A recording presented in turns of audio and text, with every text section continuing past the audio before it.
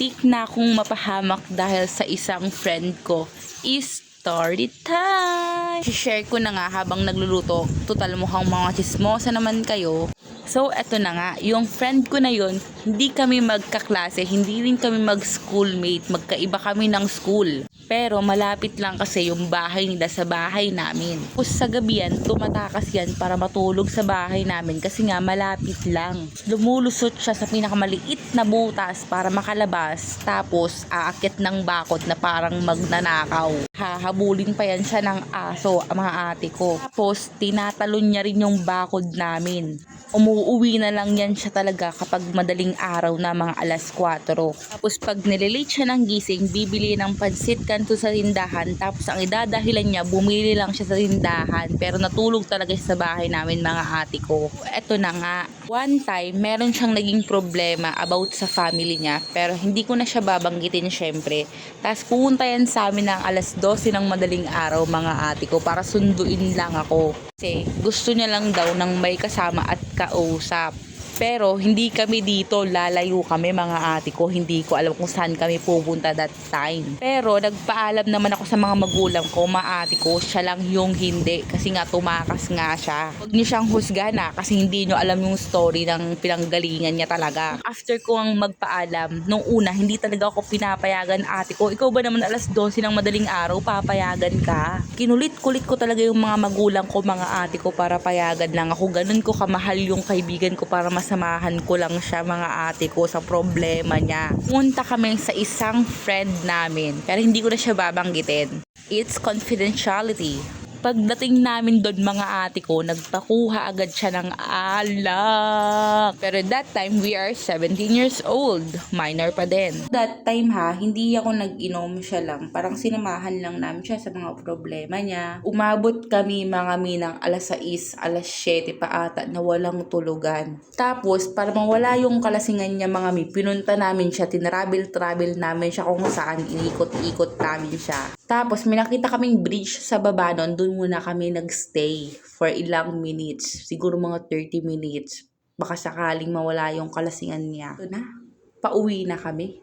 Iuuwi na namin siya kasi hinahanap na siya. Anong oras na nun, te? Oras na. Alam mo ang ginawa niya? Bumili ulit siya ng pansit canton para hindi malaman na bumuli siya ng alas 12 ng madaling araw. Time, nalaman ng mama niya na ako yung kasama niya. Edi chismis 101, chismis 102. Laman na ako yung kasama niya, mga nagkatak-katak siya na kung ano-ano. Buti na lang that time, nasa loob lang ako. Hindi ko siya narinig at di rin niya ako pinuntahan sa bahay. Pero maririnig niyo talaga yung boses niya sa sobrang lakas.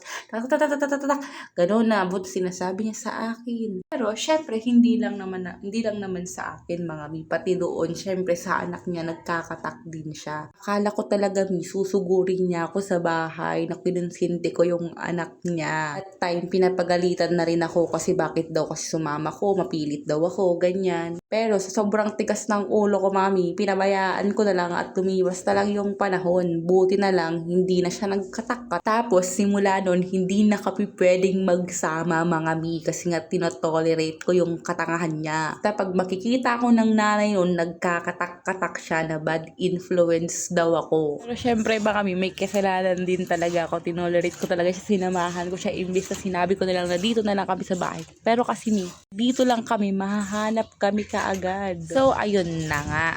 Siguro matagal-tagal din bago kami nag-usap ng nanay niya nung nawala na siya dito sa kanila. Saka lang niya ako kinausap. Yung mga nagsi-asawa na kami, saka lang niya ako kinakausap. Minsan, nagtatanong siya sa akin ng update. Wala naman ako masabi, mga mi, kasi hindi naman kami nag-uusap ng anak niya. Kung maririnig mo of Frenny, alam mo na kung sino ka, hindi kita kailangan i-mention dito. Goodbye. Isa nga lang yan, mga mga ginawa niya. Sobrang dami pa niyang ginawa sa buhay niya na hindi naman dapat. Kung ibabalik nga lang yung panahon, sasakalin ko na lang siya. Charis. Kaya sa friend ko dyan, na successful na ngayon kahit di mo na ako pinapansin. So proud of you kung nasan ka man ngayon. Arot! Drama. Bye guys. Kung gusto niyo ng part 2, comment down below.